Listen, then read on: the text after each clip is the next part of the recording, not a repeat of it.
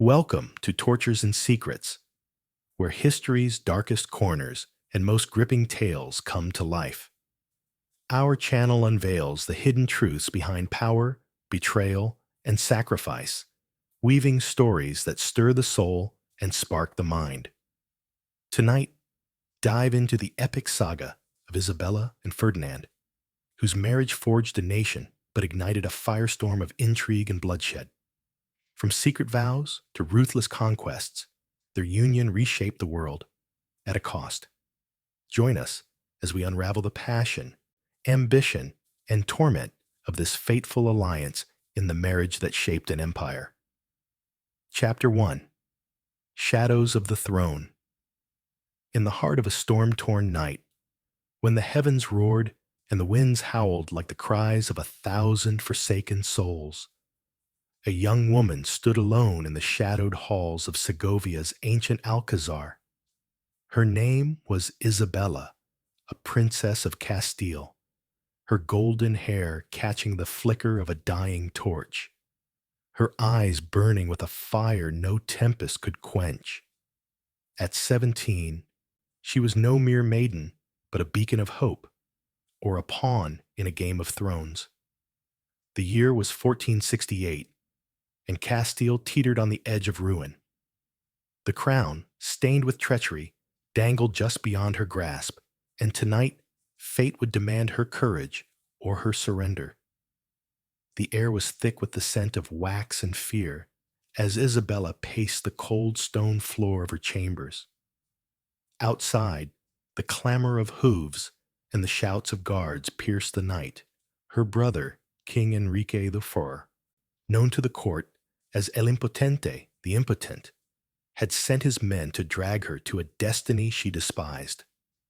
Enrique, weak in will but cunning in ambition, sought to bind her to Afonso V of Portugal, a king twice her age whose breath reeked of wine and whose hands, it was whispered, bore the stains of cruelty.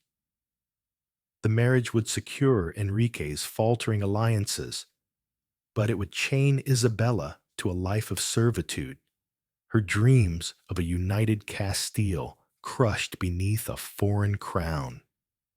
She clutched the rosary at her waist, its beads worn smooth by years of fervent prayer. "God guide me," she whispered, her voice trembling, yet resolute. Isabella was no stranger to betrayal. The court of Castile was a viper's nest, where loyalty was bartered like coin and whispers carried the weight of daggers.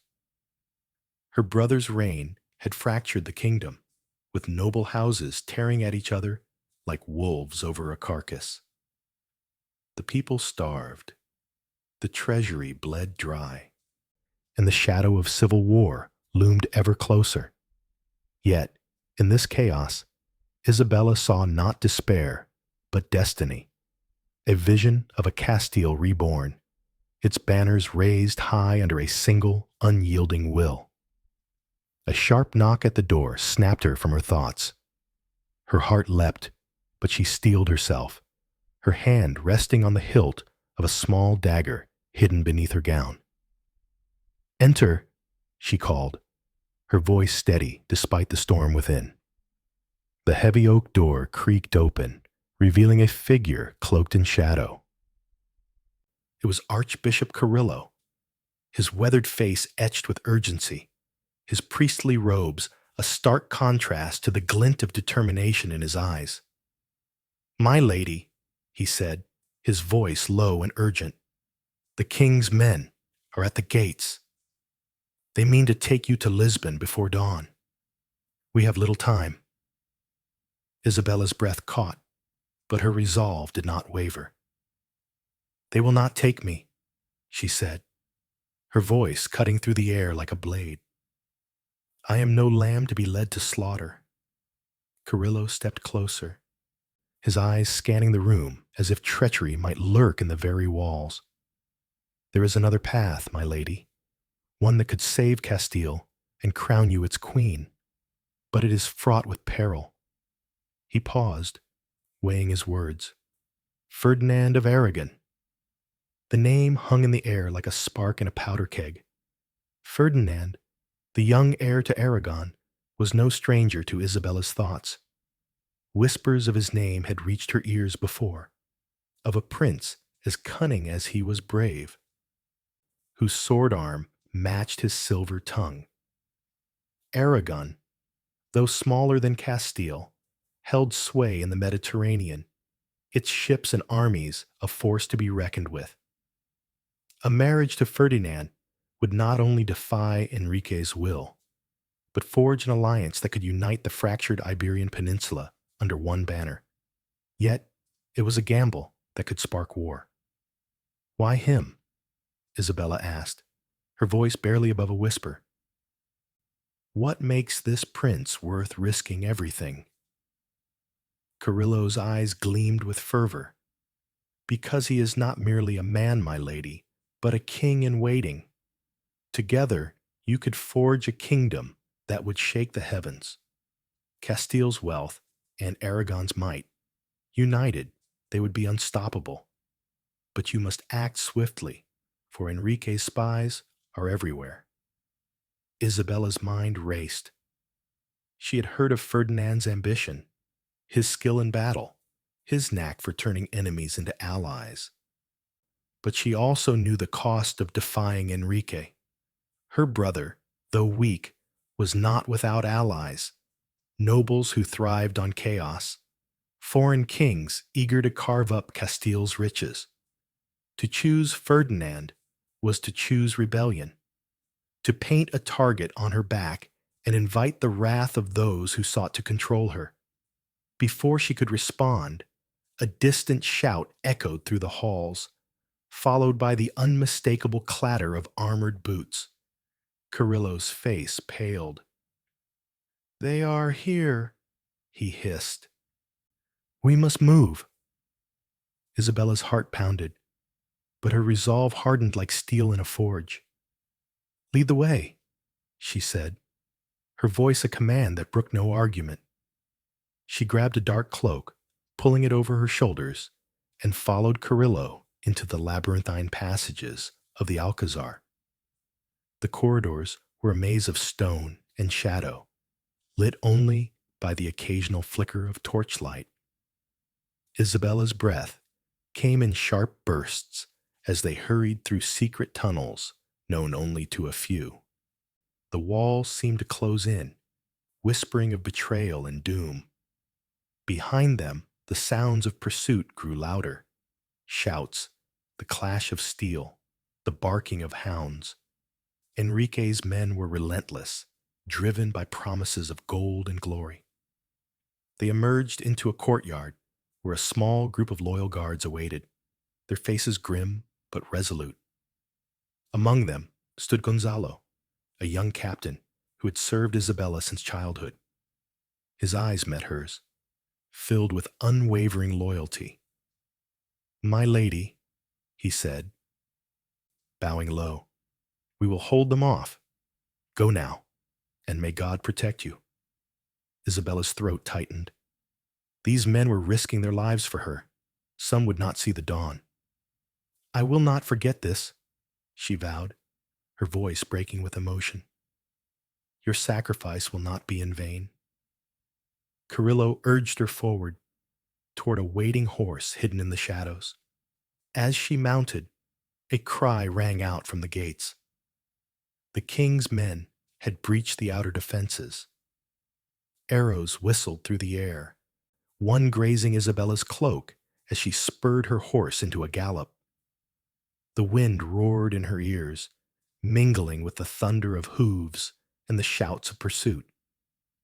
Behind her, she heard the clash of steel as Gonzalo and his men engaged the enemy, their swords flashing in the moonlight. The ride was a blur of fear and fury.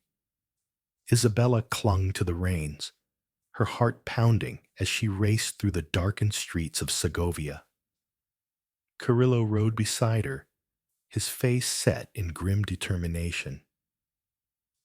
They headed for a safe house on the edge of the city, a crumbling manor owned by a loyal noble who had sworn fealty to Isabella's cause. But even as they approached, doubt gnawed at her. Could she trust anyone in this den of serpents? The safe house was a fortress of shadows, its walls cloaked in ivy, its windows dark. Inside, a small council of allies awaited, nobles, knights, and clerics who had pledged their swords to Isabella. Among them was Beatrice de Bobadilla, Isabella's closest friend and confidant, whose fierce loyalty was matched only by her sharp wit. "You've stirred the hornet's nest, my lady," Beatrice said with a wry smile, handing Isabella a cup of wine. "Enrique will not rest until you're in chains, or worse." Isabella took the cup, but did not drink. Her mind was ablaze with questions. "Ferdinand," she said, turning to Carrillo, "tell me more. Why should I stake my life, my crown, on a prince I've never met?" Carrillo's voice took on the cadence of a bard, weaving an epic. "Ferdinand is no ordinary man, my lady. At 17, he has already led armies to victory, brokered peace with rivals, and outwitted men twice his age. Aragon may lack Castile's wealth, but it has Ferdinand's cunning. With him at your side, you could not only claim the throne, but forge a kingdom that would endure for centuries." Isabella's eyes narrowed. "And what does he gain? A crown he cannot wear? Castile will never bow to an Aragonese king." Carrillo smiled, a glint of mischief in his eyes. "He gains you, my lady, and through you, the power to shape history. But there is a catch. Your union requires the blessing of the Pope, and you are cousins. Enrique will use this against you, claiming your marriage is cursed by God." Isabella's hand tightened around her rosary. The church was her rock, her faith the fire that guided her. To defy its laws was to risk her soul. Yet to submit to Enrique was to betray her destiny. "Then we will find a way," she said, her voice resolute. "God has not brought me this far to see me falter." As the council deliberated, a sudden crash shattered the silence. The door burst open, and a bloodied Gonzalo staggered in, his armor dented, his sword dripping crimson. "They're coming," he gasped. "Enrique's men. They've tracked us. We have minutes at best." Panic erupted, but Isabella's voice cut through the chaos like a clarion call. "Stand firm," she commanded, rising to her feet. "We are Castile's hope, and we will not fall this night. Beatrice, gather the women and children. Gonzalo, fortify the doors. Carrillo, prepare the escape." As her allies sprang into action, Isabella's mind raced. This was no mere flight. It was the first battle in a war for her crown, her kingdom, her very soul. She thought of Ferdinand, a stranger whose name now carried the weight of her dreams. Would he be her salvation or her doom? Only time would tell, but one truth burned clear in her heart. She would not be a pawn. She would be a queen.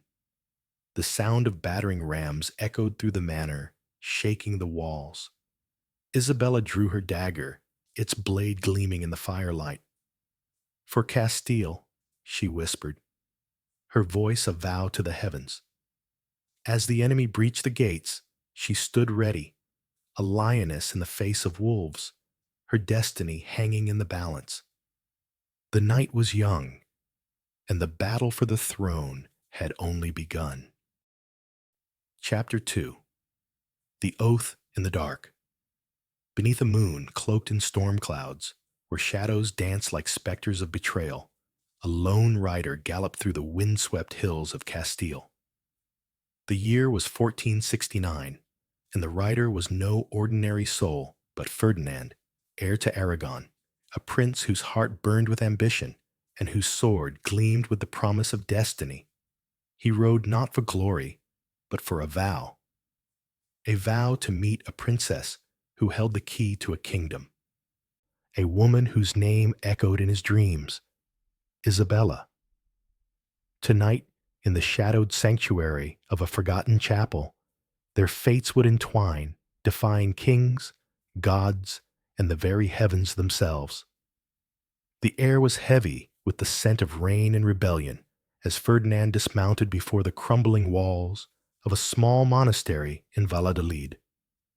His cloak, sodden from the storm, clung to his broad shoulders, but his eyes gleamed with a fire that no tempest could dim. At 17, he was a warrior forged in the crucible of Aragon's wars, a diplomat who could charm serpents, and a dreamer who saw a united Iberia under his banner. Yet, as he stepped into the flickering light of the chapel, his heart quickened, not with fear, but with the weight of what lay ahead. He was about to bind himself to a woman he had never met, a princess whose courage was whispered across the land, and whose defiance could either crown him or condemn him. Inside the chapel, Isabella stood before a simple altar, her golden hair veiled beneath a hood of dark velvet. The rosary at her waist trembled in her hands, each bead a prayer for strength, for wisdom, for salvation. She had escaped Enrique's men only days before, her flight from Segovia a harrowing dance with death. Now, in this sacred place, she was to meet Ferdinand, the man who could either be her savior or her ruin. Her brother, King Enrique IV, had branded her a traitor, his spies scouring the land to drag her back to a gilded cage. To marry Ferdinand was to spit in the face of her king, her kin, and perhaps even her God, for their union required a papal dispensation their allies had yet to secure. The creak of the chapel door shattered the silence, and Isabella's hand tightened on the dagger hidden beneath her cloak. She turned, her breath catching as Ferdinand stepped into the light. He was younger than she had imagined, his dark hair tousled by the wind, his eyes sharp and searching. Clad in a tunic of black and gold, he carried the weight of a warrior, yet there was a grace to his movements, a confidence that spoke of battles won and promises kept. He knelt before her, his sword clinking against the stone floor, and when he spoke, his voice was a low, resonant vow that echoed through the chapel. "Isabella of Castile," he said, "I am Ferdinand, son of Aragon. I come not as a conqueror, but as a partner, to forge with you a destiny that will shake the foundations of this world." Isabella studied him, her heart a storm of doubt and hope. She had heard tales of his valor, his cunning, but words were cheap in a land where loyalty was bought with blood. "Why should I trust you?" she asked, her voice steady but laced with challenge. "You seek Castile's crown, do you not? What is to stop you from claiming it for yourself?" Ferdinand rose, his gaze never leaving hers. "I seek not your crown, but your hand," he said. "Castile is yours, as Aragon is mine. Together, we can be more than kings or queens. We can be the architects of a new world. But know this, Isabella, I am no pawn to be played. If we are to stand together, it must be as equals." His words struck her like a thunderbolt, igniting a spark of admiration she had not expected. Here was no mere prince, but a man who matched her fire with his own. Yet, doubt lingered. The church forbade their union without a papal dispensation, for they were cousins, bound by blood too close for holy law. Archbishop Carrillo, ever the shadow at her side, had promised to secure the necessary blessing, but whispers of forgery haunted her thoughts. To defy the church was to risk her soul, yet to bow to Enrique was to surrender her dreams. Before she could speak, Carrillo emerged from the shadows, his priestly robes stained with the dust of their desperate flight. "My lady, my lord," he said, his voice urgent, "the hour grows late. Enrique's spies are closing in, and the king has doubled the bounty on your heads. If we are to act, it must be now." Isabella's heart pounded, but she held Ferdinand's gaze, searching for truth in his eyes. "Swear to me," she said, her voice a command. "Swear that you will stand by me, not as my master, but as my equal.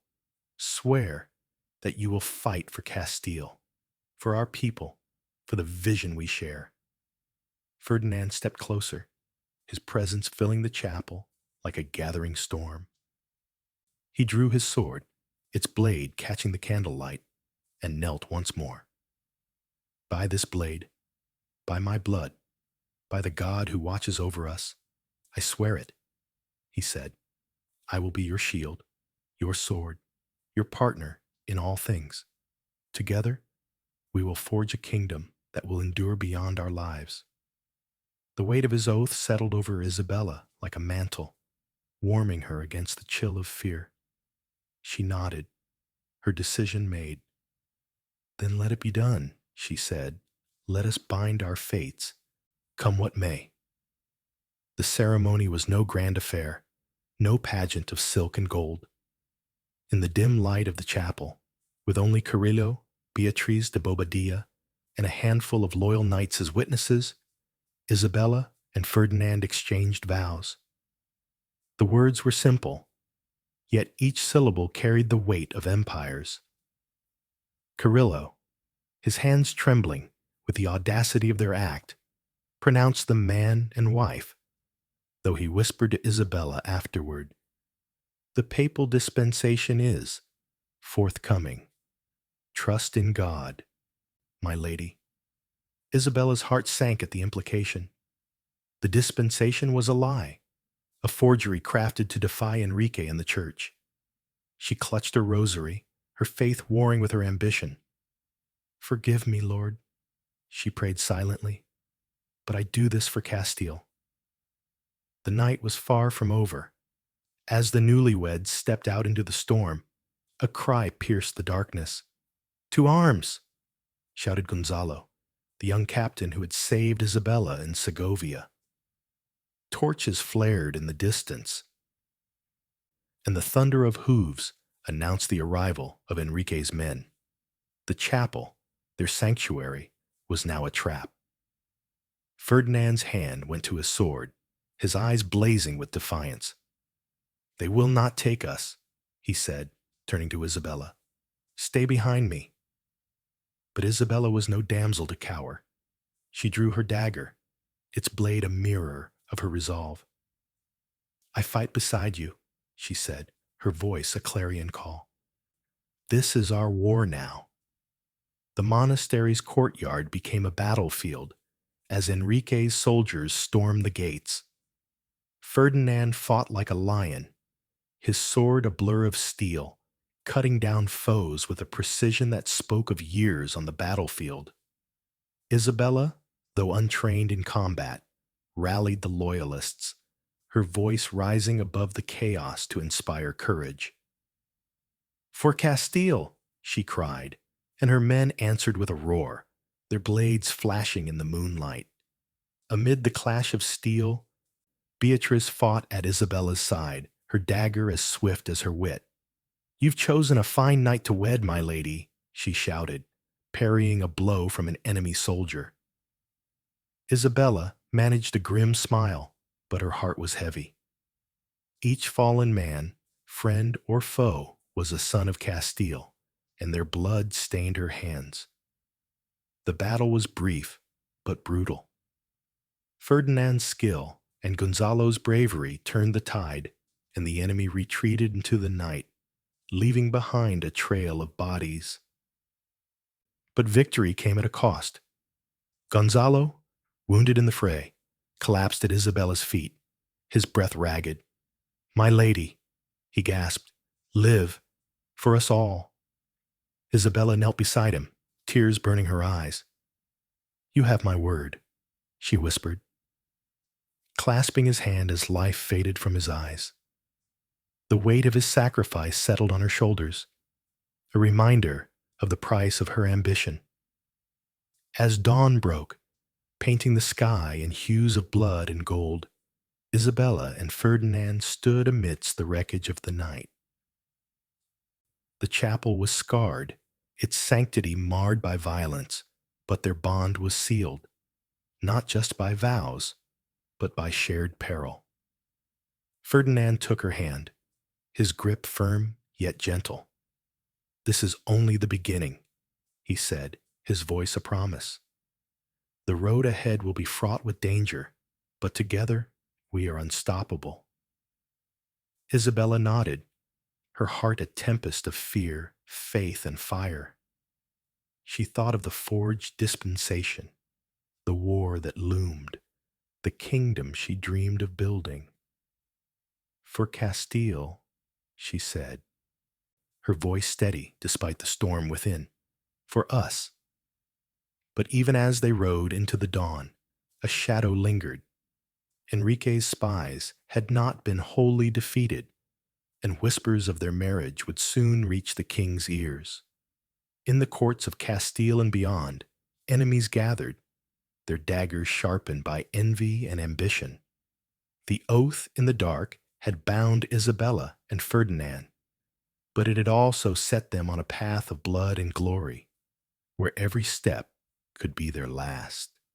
The storm had passed, but a greater tempest was rising, and in its heart stood Isabella and Ferdinand, two souls forged in fire, ready to defy the world, or die trying. Chapter 3. The Fires of War. In the dying breath of winter, when the winds of Castile howled with the fury of a kingdom betrayed, a crown lay unclaimed amidst the ashes of a faltering reign. The year was 1474, and Enrique IV, the weak-willed king known as El Impotente, had drawn his final breath, leaving Castile a shattered realm torn by ambition and treachery. In the heart of Segovia, Isabella, now 23, stood atop the Alcazar's battlements, her golden hair whipping in the gale. Her eyes fixed on the horizon where storm clouds gathered like the wrath of God. She had declared herself queen, but the crown was no gift. It was a gauntlet, and the fires of war were rising to consume her. The city below buzzed with unrest, its streets alive with whispers of rebellion. Enrique's death had not brought peace but chaos, for his niece, Joanna, a mere child of 12, was proclaimed queen by a faction of nobles eager to cling to power. Backed by the might of Portugal and the scheming hand of France, Joanna's claim threatened to tear Castile asunder. Isabella, with Ferdinand at her side, faced a kingdom divided, its nobles split between loyalty to her and the lure of foreign gold. The War of the Castilian Succession had begun, and its first battle would test not only their swords, but their souls. Isabella's heart was a tempest as she descended from the battlements, her velvet gown trailing like a banner of defiance. In the great hall of the Alcazar, her council awaited Ferdinand, his dark eyes alight with the fire of a warrior; Archbishop Carrillo, whose cunning had guided them through the shadows; and Beatrice de Bobadilla, her friend and confidant, whose sharp tongue matched her sharper blade. The air was thick with tension, the weight of a kingdom's fate pressing upon them all. "My queen," Carrillo began, his voice grave, "the nobles of Toledo and Valladolid rally to Joanna's banner. Afonso Fife of Portugal marches with an army to claim Castile for his bride-to-be. If we do not act, they will crown her before the spring thaws." Ferdinand slammed his fist on the table, his voice a low growl. "Let them come. Castile is ours by right, and I will carve that truth into their hearts with steel."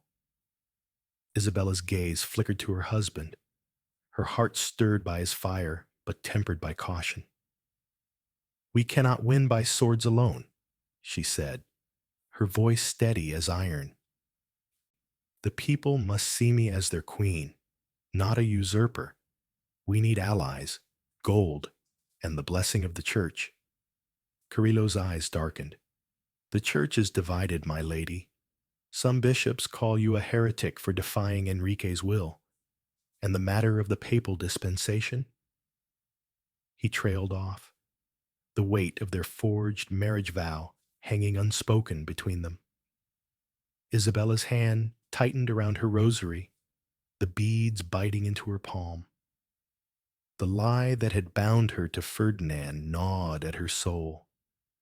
A sin she could not confess, yet could not escape.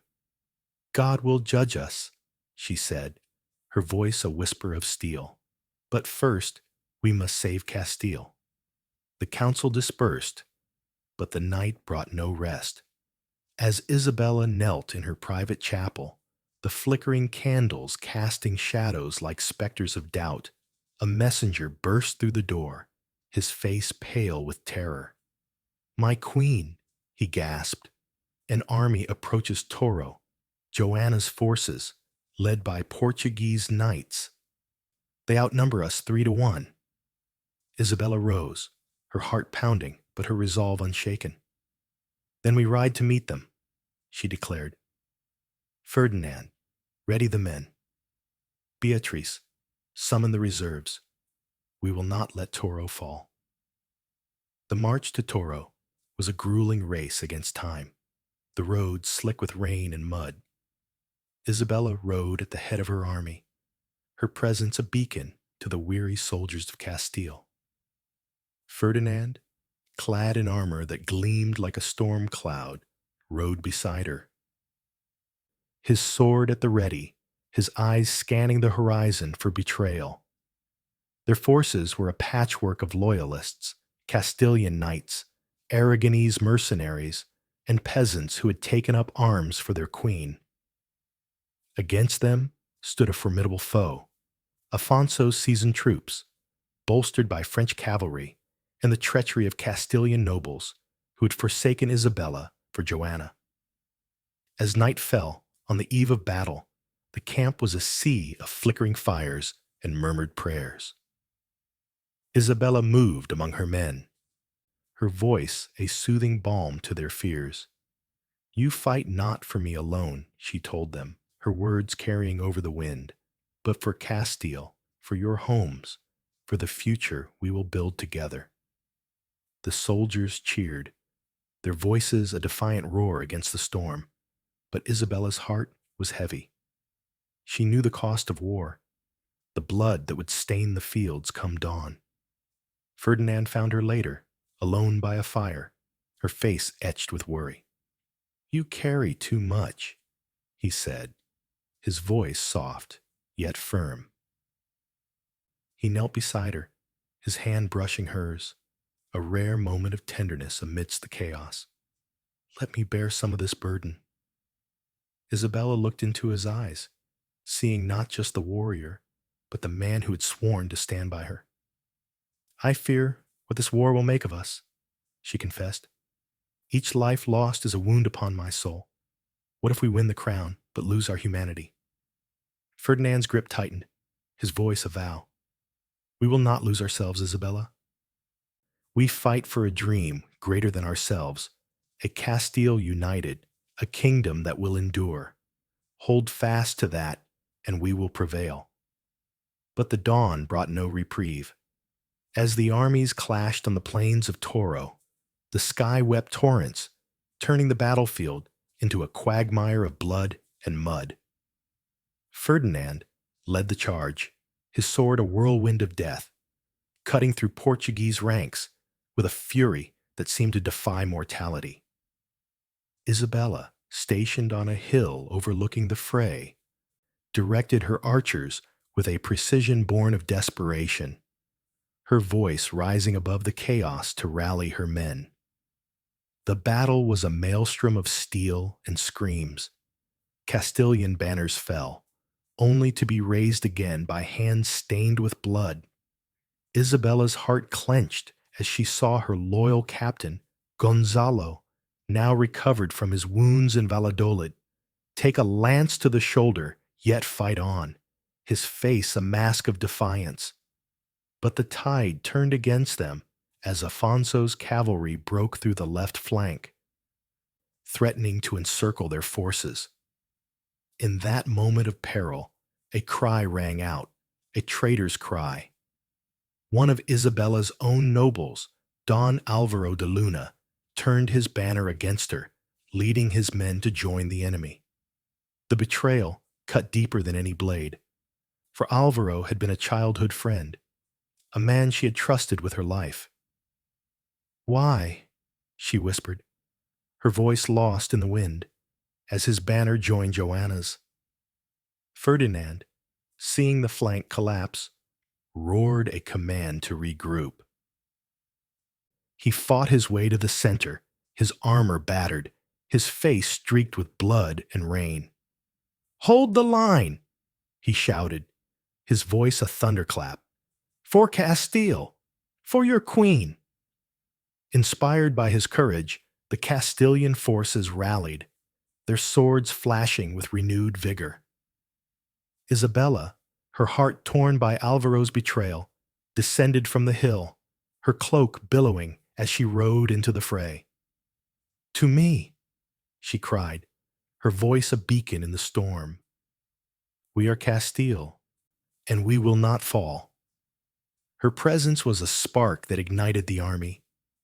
Peasants and knights alike fought with a ferocity born of desperation, driving back the Portuguese tide. Ferdinand, at the forefront, met Afonso's champion in single combat, their swords clashing in a duel that seemed to shake the earth. With a final, devastating blow, Ferdinand struck the man down, his victory a rallying cry that turned the battle. As night fell, the fields of Toro were a graveyard of shattered armor and broken dreams. The enemy retreated, their banners torn, their spirits crushed. But victory was bitter. Isabella walked among the fallen, her gown stained with mud, her heart heavy with the cost. She knelt beside a dying soldier, a boy no older than 16, who clutched her hand and whispered, "For you, my queen." His eyes closed, and Isabella wept, her tears mingling with the rain. In the aftermath, Ferdinand found her, his armor dented, but his spirit unbroken. "We held Toro," he said, his voice hoarse from battle. "The crown is closer, Isabella. We will win this war." But Isabella's gaze was distant, haunted by Alvaro's betrayal. "At what cost?" she asked. "How many more must die for this crown? And what of our souls, Ferdinand? What of the lies we've told?" Ferdinand took her hands, his touch grounding her amidst the storm. "We fight for a dream that will outlive us," he said. "Castile will remember not our sins, but the kingdom we build. Trust in that, my love." Isabella nodded, but doubt lingered. That night, in her tent, she knelt before a small crucifix, her prayers a desperate plea for forgiveness. The forged papal dispensation, Alvaro's treachery, the blood of Toro, all weighed upon her. Yet, as she rose, her resolve hardened. She was no longer just a princess, but a queen forged in fire, and she would not falter. Unbeknownst to her, a shadow moved in the darkness, a spy, loyal to Joanna, who had witnessed the battle and carried news of Isabella's victory to Afonso. With him went a letter, penned by Alvaro, revealing the secret of the forged dispensation. The war was far from over, and the fires of treachery burned brighter than ever. As Isabella and Ferdinand prepared for the next battle, the winds of Castile whispered of greater trials to come. The crown was within reach. but its price would be paid in blood, betrayal, and the eternal struggle between ambition and faith. Chapter 4. The Chains of Unity. In the twilight of a blood-soaked era, when the scars of war still wept across the fields of Castile, a queen stood upon the precipice of her destiny, her heart a battlefield of faith and fire.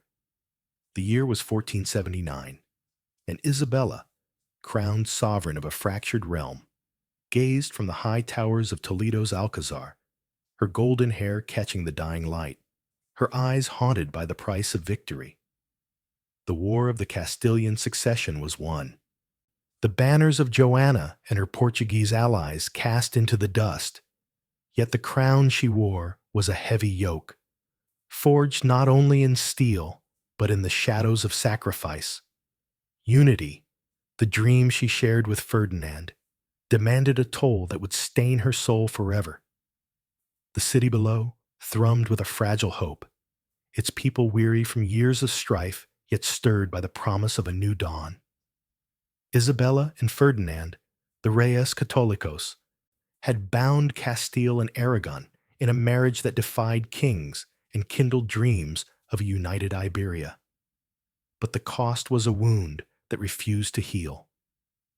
The treasury was a hollow shell, the countryside ravaged, and the nobles, those serpents of the court, whispered of rebellion, their loyalty as fickle as the wind. To secure their reign, Isabella knew they must forge a chain stronger than steel, a bond that would hold the kingdom together or break it apart. In the grand hall of the Alcazar, where torchlight danced like spirits of the fallen, Isabella gathered her council under a vaulted ceiling adorned with the emblems of Castile. Ferdinand stood at her side, his dark eyes burning with the intensity of a warrior who had tasted both victory and betrayal. Archbishop Carrillo, his face carved with the weight of their secrets, watched the gathered lords with a hawk's gaze, while Beatriz de Bobadilla, fierce and unyielding, stood ready to cut down any who dared challenge her queen. The air was thick with the scent of wax and ambition, each word spoken a step toward salvation or damnation. "My lords," Isabella declared, her voice a blade that sliced through the murmurs, "we have won the war, but the battle for Castile's soul rages on. The nobles feud, the people starve, and the church questions our right to rule. We must bind this kingdom with a force greater than swords, a force rooted in faith." Ferdinand's gaze met hers, a spark of agreement tempered by caution. "Faith is a double-edged blade, my queen," he said, his voice low and resonant. "Wield it poorly, and it will turn against us. The forged dispensation that binds our marriage still lingers in the shadows, a weapon our enemies could use to unravel all we have built." Isabella's hand tightened around her rosary, the beads a lifeline to her faith, now strained by the lies that had secured her crown. The papal dispensation, a forgery crafted by Carrillo to sanctify their union, was a sin she could neither confess nor escape. "God will judge us," she said, her voice steady but heavy with sorrow. "But first, we must save Castile from itself." Carrillo stepped forward, his robe sweeping the stone floor like a tide of shadow. "There is a way, my lady," he said, his voice a fervent whisper. "A holy office, an inquisition, to purge heresy and unite the kingdom under the cross.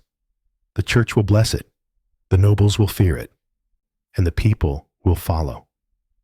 The word inquisition struck Isabella like a thunderbolt, igniting a storm within her soul. She had been raised in the shadow of the church, her faith a beacon through the darkest nights of war. Yet, to turn that faith into a weapon, to set neighbor against neighbor, was a path that chilled her heart. She thought of Esther, her childhood friend, a Jewess whose laughter had once filled the halls of Segovia. Esther's family had lived in Castile for generations, their roots as deep as the oaks that lined the Guadiana River. To unleash the Inquisition was to risk tearing those roots asunder, to cast out those who had called this land home. "What of the Jews and Moors?" Isabella asked, her voice trembling with the weight of the question. "They are our people, too. Will we drive them from their homes to forge this unity?" Carrillo's eyes gleamed with a zealot's fire. "Unity demands purity, my queen. Heresy is a poison that breeds division, and division breeds war. The church will stand with us, and the kingdom will be stronger for it." Ferdinand's hand rested on her shoulder, his touch an anchor in the storm. "We have no other path, Isabella," he said, his voice soft but unyielding. "The nobles will not kneel to a divided realm, and Joanna's shadow still lingers. This is the price of our dream." Isabella's gaze drifted to the crucifix above the hall, its carved Christ a silent judge of her heart. She had fought for Castile, bled for it, but now she was asked to wield a blade against its soul. "May God forgive us," she whispered, her voice breaking as she made her choice. "Proceed with the holy office. Let it be done." The edict was proclaimed in the dawn's light, the Toan di Jiao established under the church's banner. Its purpose was to root out heresy, to bind Castile under a single faith. But as the first tribunals rose in Toledo's shadowed corners, a chill spread through the kingdom. In the markets, in the synagogues, in the homes of conversos, Jews who had embraced Christianity, the name of the Inquisition became a whisper of fear, a specter that turned neighbor against neighbor. Isabella threw herself into the work of rebuilding Castile, riding through villages scarred by war, her presence a balm to the weary. She distributed alms to the poor, her hands gentle as she comforted widows and orphans. But the weight of her decision followed her like a shadow. One evening, as she visited a small town near Cordoba, a figure emerged from the crowd, a woman cloaked in mourning black, her face lined with grief. It was Esther, her childhood friend, now a stranger in her own land. "Isabella," Esther said, her voice a broken plea, "why do you do this? My family has lived here for centuries. We have paid your taxes, fought in your wars. Why must we be cast out?" Isabella's heart shattered at the sight of her friend's pain. "Esther," she whispered, reaching out. But Esther stepped back, her eyes blazing with betrayal. "You were my sister once," she said. "Now you are a queen who hunts her own people." The words cut deeper than any blade, and Isabella could only watch as Esther vanished into the crowd, her figure swallowed by the dusk. That night, in her chambers, Isabella fell to her knees before a small altar, her prayers a desperate cry for forgiveness. "I do this for Castile," she wept, "but what have I become?" Ferdinand found her there, his face etched with the strain of their shared burden. "You are a queen," he said, kneeling beside her, "and a queen must make choices that break her heart to save her people." But the Inquisition was only the beginning.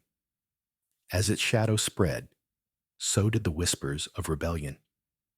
In the north, a group of nobles, led by the treacherous Don Alvaro de Luna, plotted to revive Joanna's claim, their coffers filled with Portuguese gold.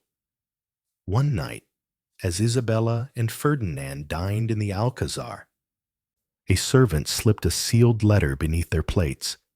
Ferdinand broke the seal, his face darkening as he read. "Alvaro," he growled. "He claims to have proof of our forged dispensation and threatens to send it to Rome." Isabella's blood ran cold. The lie that had bound their marriage, a sin born of necessity, now threatened to undo them. "If Rome declares our union invalid," she said, her voice trembling, "our reign, our children, everything we fought for, will crumble." Ferdinand's hand closed over hers, his grip a vow. "They will not break us," he said. "We will face this as we have faced every foe, together." The next dawn, Ferdinand rode out with a small band of loyal knights to confront Alvaro's forces, who had gathered in a fortified manner near Burgos. The skirmish was swift and brutal. Ferdinand soared a whirlwind of retribution, but Alvaro escaped, his taunting laughter echoing in the wind. A promise of further treachery. Isabella, meanwhile, faced her own battle in Toledo. A mob, stirred by rumors of the Inquisition's cruelty, gathered outside the Alcazar, their shouts a cacophony of anger and fear. Beatrice stood at her side, her dagger ready, but Isabella chose words over steel. She stepped onto the balcony, her presence silencing the crowd. "People of Castile," she called, her voice ringing with conviction, "I am your queen, and I fight for you. The Holy Office is not your enemy, but your shield, protecting our faith, our unity. Stand with me, and we will build a kingdom that endures." The crowd wavered, some cheering, others muttering, but the tide of violence ebbed. Isabella's heart ached, for she knew her words were a half-truth, a necessity to quell the storm. That night, she dreamed of Esther, of blood-soaked fields, of a crown that burned like fire. As winter gave way to spring, the Inquisition tightened its grip.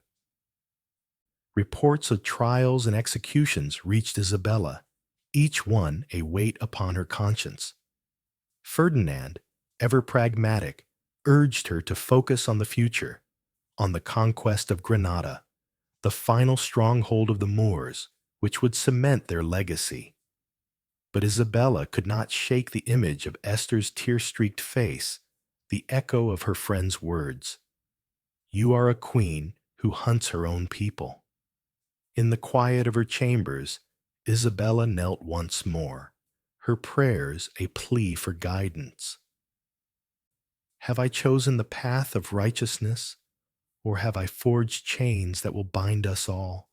she whispered. The crucifix offered no answer, but the fire in her heart burned on, a flame of faith and ambition that would either save Castile or consume it. The chains of unity were forged, but their true cost was yet to be paid. As Isabella and Ferdinand prepared for the next chapter of their reign, the shadows of their choices grew longer, and the specter of Alvaro's treachery loomed ever closer, a dagger poised to strike at the heart of their dream. Chapter 5. The Dream of a New World. In the golden dawn of 1492, when the banners of Castile and Aragon flew triumphant over the crimson walls of Granada, a queen stood at the pinnacle of her power, yet trembled beneath the weight of her choices. Isabella, now a sovereign forged in fire, gazed from the ramparts of the Alhambra, her golden hair kissed by the sun, her eyes haunted by visions of a world beyond the horizon. The Reconquista was complete, the Moors' last stronghold fallen. But victory was a double-edged sword, its blade stained with the blood of sacrifice and the shadows of sin. In this moment of glory, a new dream beckoned, a dream of uncharted seas and untold riches.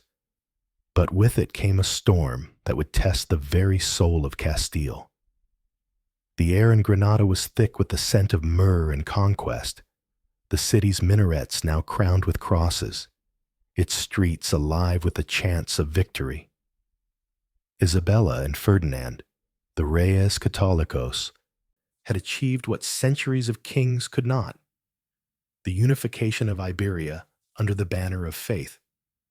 Yet, the cost was a wound that bled still.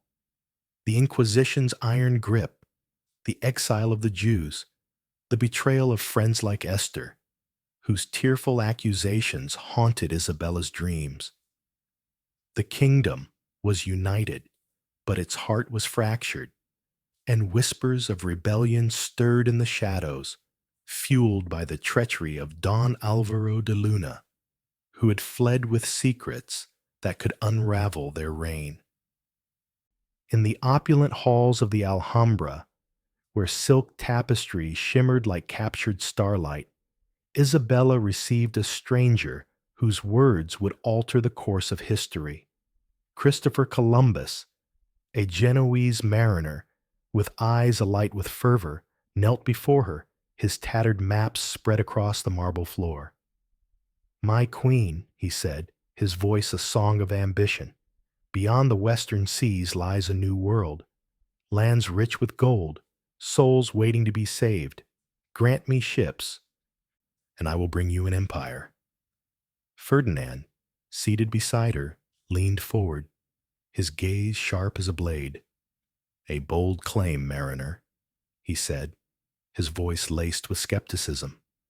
"We have drained our coffers to conquer Granada. Why should we risk what little remains on a dream that may be nothing but wind?" Isabella studied Columbus, her heart stirred by his vision, yet tempered by doubt. The treasury was indeed near empty, the nobles restless, and the church's approval uncertain. Yet, there was something in his words, a spark of divine purpose that resonated with her own dreams of a Castile that stretched beyond the seas, spreading the light of faith to new shores. "What do you seek, Columbus?" she asked, her voice steady but searching. "Glory for yourself, or glory for God?" Columbus met her gaze, his eyes burning with conviction. "I seek both, my queen, but above all, I seek to serve.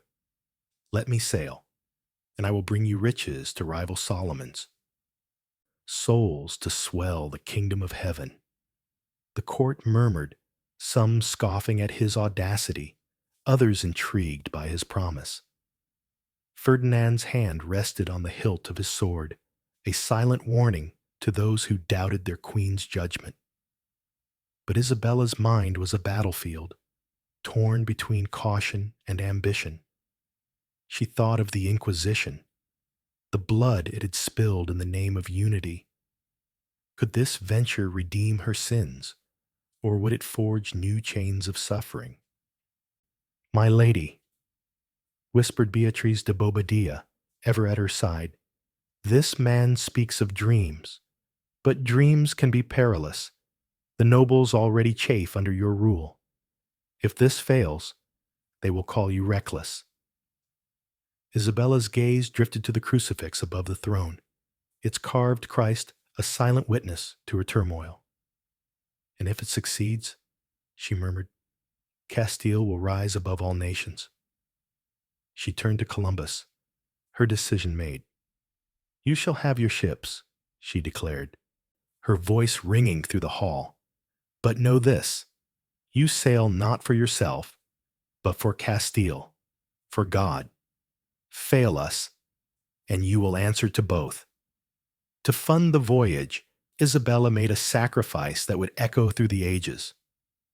She sold her jewels, the glittering treasures of her dowry, their sparkle a symbol of her devotion to the dream. The court gasped, but Ferdinand's eyes gleamed with pride. "You are Castile's heart," he whispered, taking her hand, "and I will stand with you, come what may." But the dream of a new world was not without its shadows. As preparations for Columbus's voyage began, a new threat emerged from the ashes of old betrayals. Don Alvaro de Luna, the traitor who had fled after Toro, had resurfaced, his venomous words spreading through the courts of Europe. A letter, delivered by a cloaked messenger in the dead of night, reached Ferdinand's hands. Its contents were a dagger to their reign. Alvaro claimed to possess proof of the forged papal dispensation that had sanctioned their marriage, and he vowed to send it to Rome, where it could declare their union and their children illegitimate. Ferdinand's rage was a storm, his fist crumpling the parchment. "That snake will not undo us," he growled, his eyes blazing with defiance. "I will hunt him to the ends of the earth."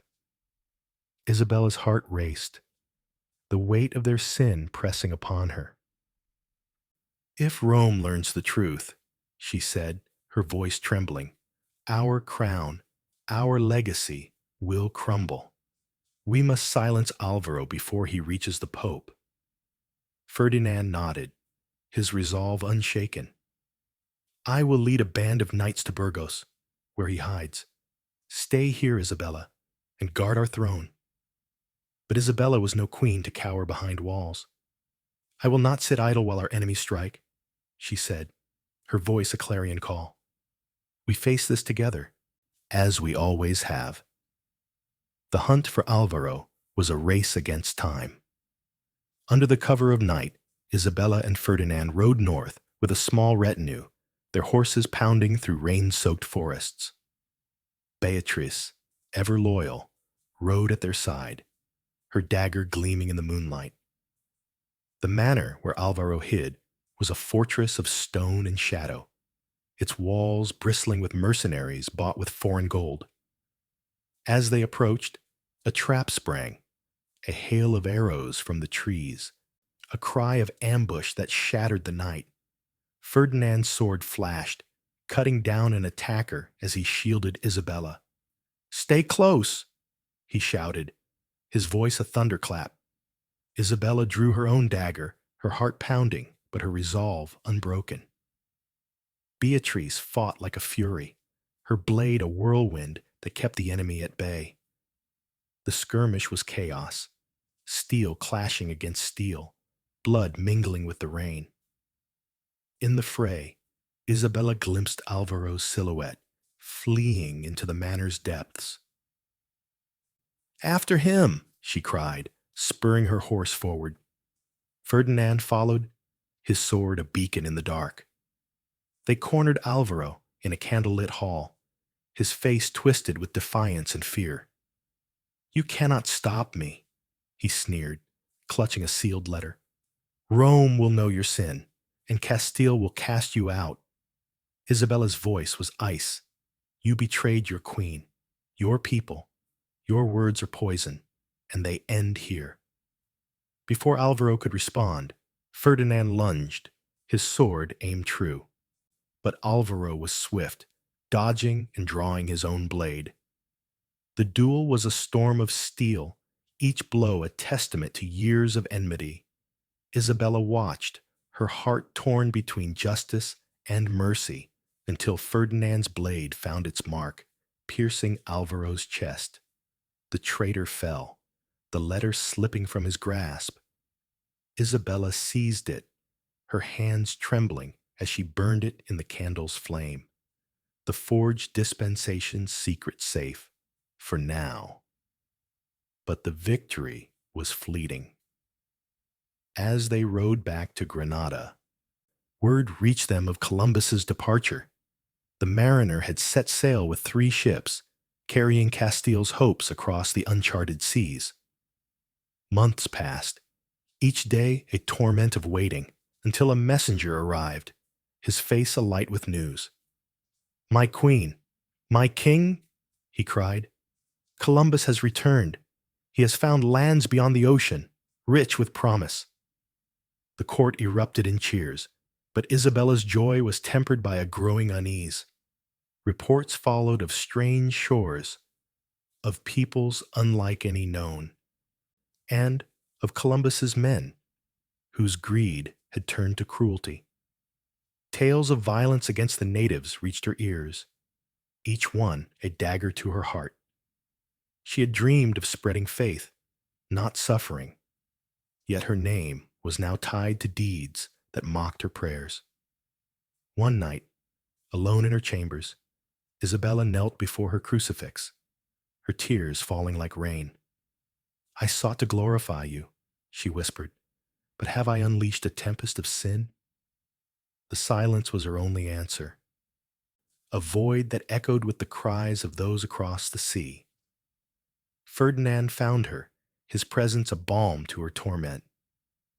"We have opened a new world," he said, his voice steady but heavy.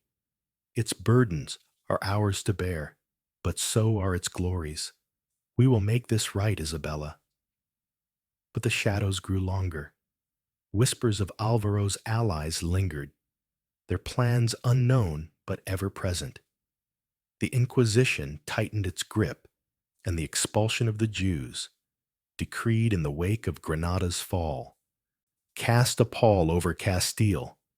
Isabella thought of Esther, her friend lost to exile, and wondered if her dream of unity had become a chain of sorrow. As she stood with Ferdinand, gazing out over Granada's moonlit spires, Isabella felt the weight of her crown more keenly than ever. The new world beckoned, but its promise was tainted by blood. The dream she and Ferdinand had forged was a beacon, but its light cast shadows that would haunt them to their graves. The winds of destiny blew stronger now, carrying Castile toward an uncertain future. Isabella clutched her rosary, her faith a flickering flame in the gathering storm, as she and Ferdinand prepared to face the trials yet to come.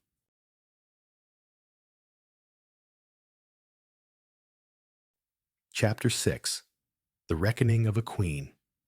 In the waning light of 1504, when the stars hung low over Castile like mourners at a funeral, a queen lay upon her deathbed, her body frail, but her spirit unyielding, a flame flickering against the encroaching dark.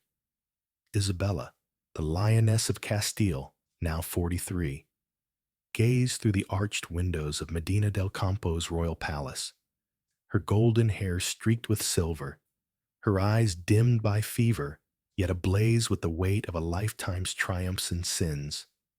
The kingdom she had forged with Ferdinand stood as a titan among nations, its banners planted across seas and mountains, yet each victory was a thread in a tapestry woven with blood, betrayal, and broken dreams.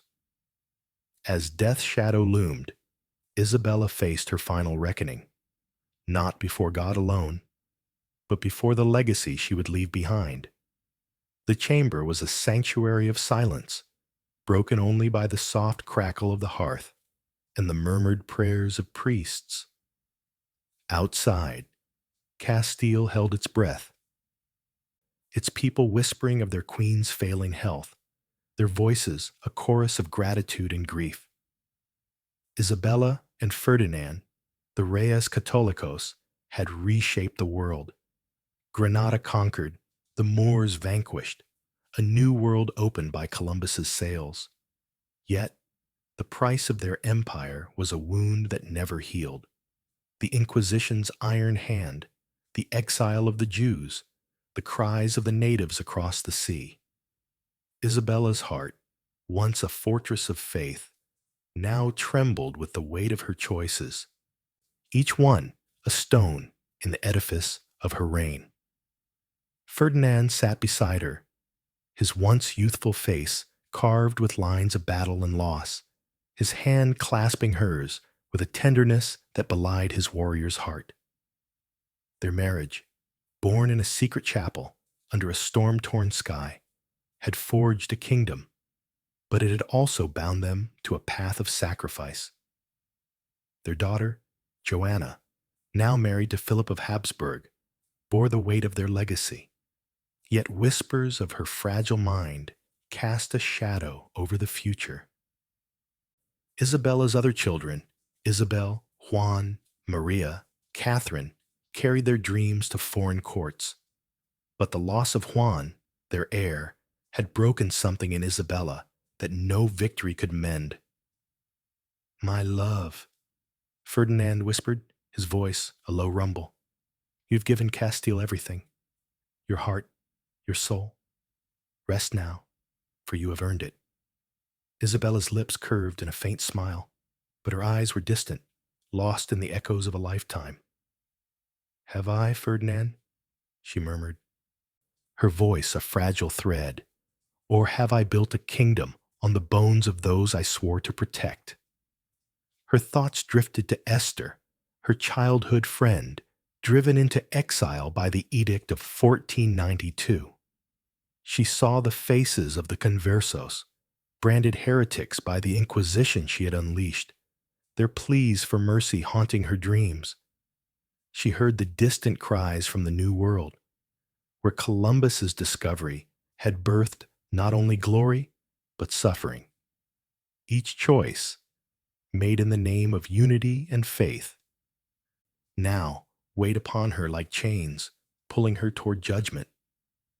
The chamber door creaked open, and Beatriz de Bobadilla entered, her once fierce eyes softened by grief. "My lady," she said, kneeling beside the bed, "the court awaits your will. The nobles gather, and Joanna's claim is questioned. You must name your successor." Isabella's heart clenched. Joanna, her beloved daughter, was strong in spirit, but frail in mind. Her marriage to Philip, a bridge to the Habsburgs, but a potential fracture in Castile's future.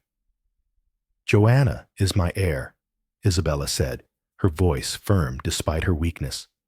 "But Ferdinand, you must guide her. Castile must not falter."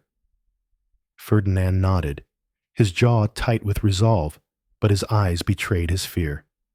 "I will guard our dream," he vowed, "but it is your fire that has carried us this far. Without you, I am but half a king." The word stirred a memory. A night in Valladolid, 1469, when they had sworn their vows in a chapel lit by flickering candles, defying a king and a church to forge their destiny. They had been young then, their hearts alight with dreams of a united Iberia, their hands unstained by the blood that would follow. Now, as death's shadow crept closer, Isabella wondered if those dreams had been worth the cost. A sudden commotion outside broke her reverie. Shouts echoed through the palace, followed by the clash of steel. Ferdinand leapt to his feet, his hand on his sword, but Beatrice was faster, her dagger drawn as she moved to the door. "Stay with her," she commanded, her voice a whip crack. "I'll handle this." Moments later, Beatrice returned, her face grim, dragging a bound man into the chamber. It was Diego de Mendoza, a minor noble known for his ties to Don Alvaro de Luna's old faction. His eyes were wild with defiance, a bloodied letter clutched in his hand. "We found him in the courtyard," Beatrice said, tossing the letter to Ferdinand. "He was trying to flee with this." Ferdinand tore open the seal, his face darkening as he read. "A plot," he growled. "Mendoza and his allies plan to seize Joanna and declare her unfit, placing Philip on the throne. They claim the forged dispensation invalidates our rule." Isabella's breath caught, the old sin rising like a specter. The forged papal dispensation, a lie born of necessity, had haunted them through the years, its shadow now threatening their daughter's crown.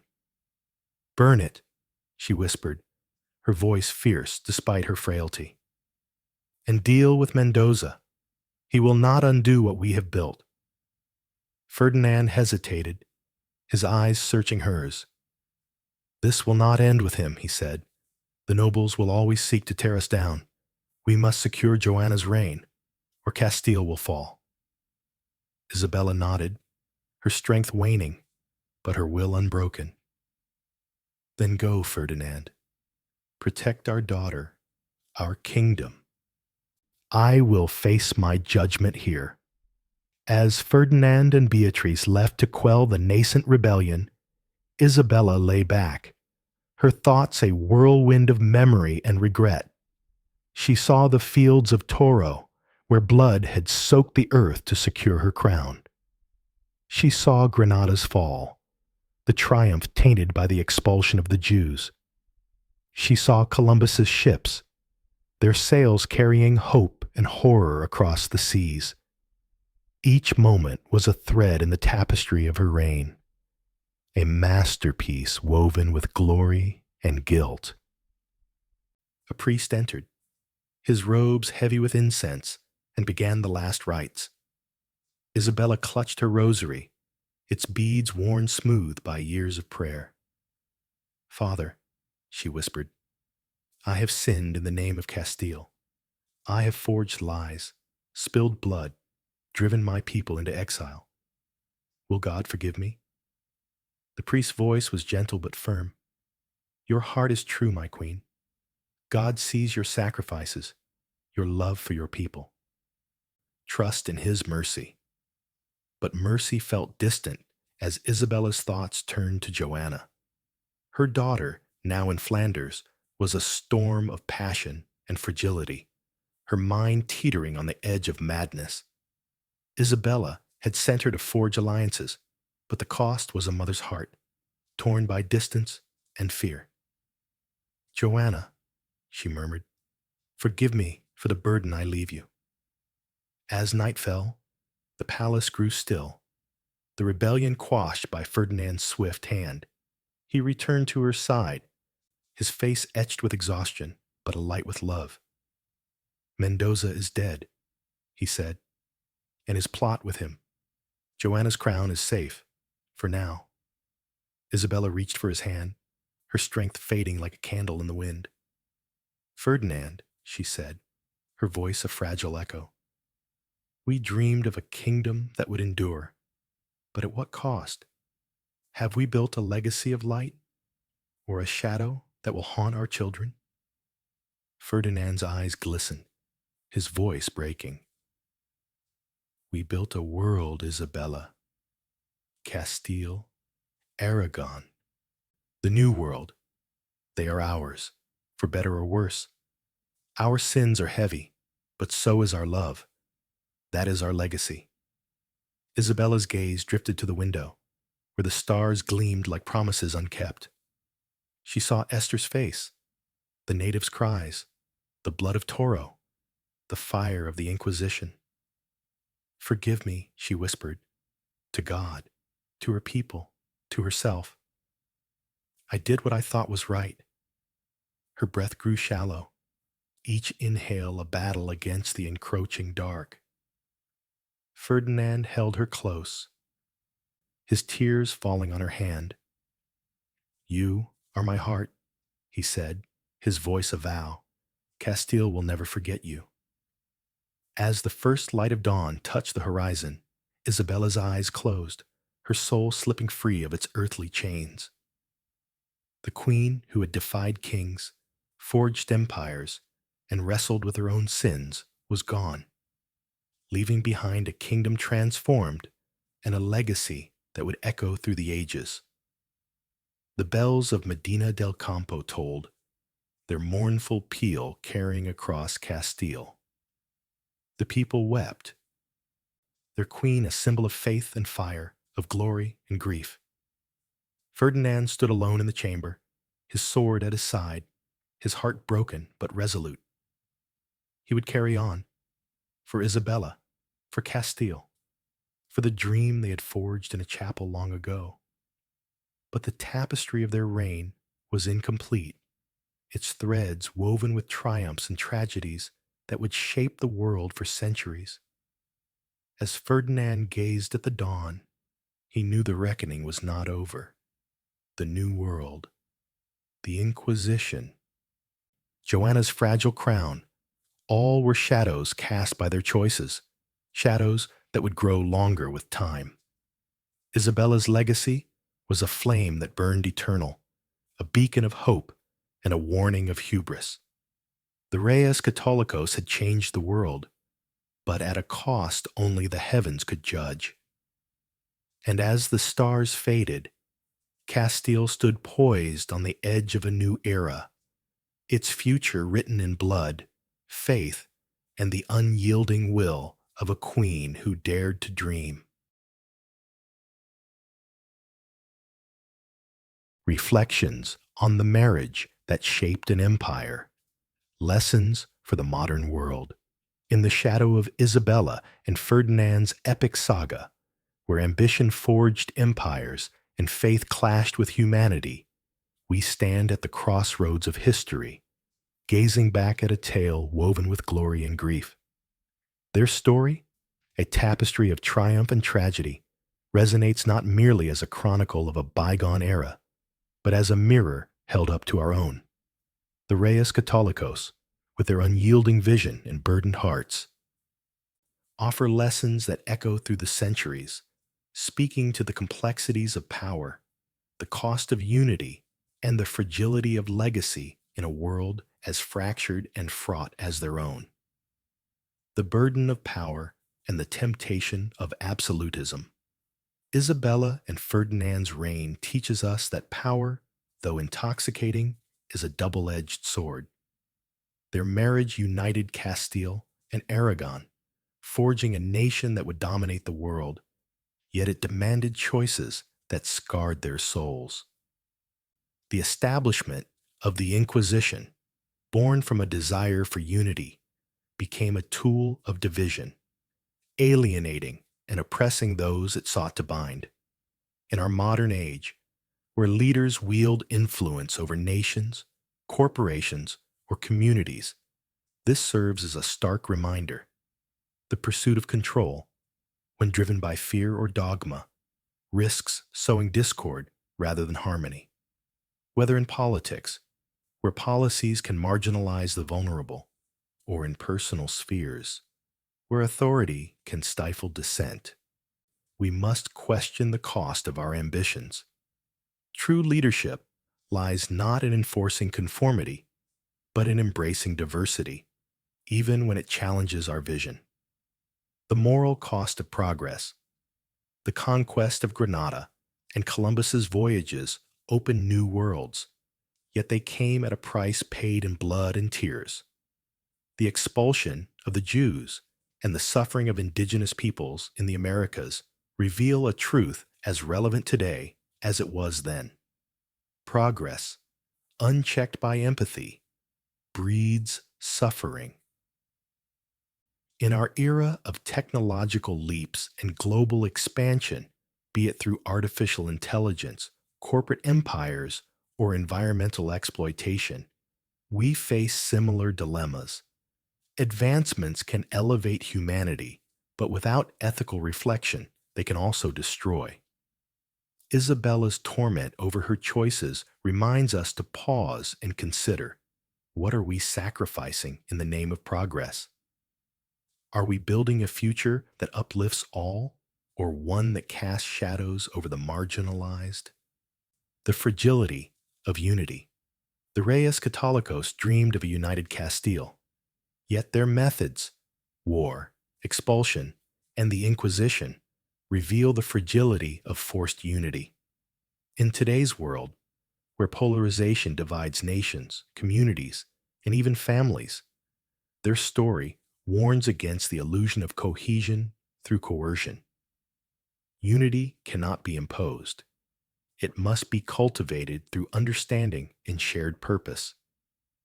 Whether addressing cultural divides, political extremism, or social inequality, we must seek bridges rather than walls, listening to voices like Esther's, those pushed to the margins, rather than silencing them.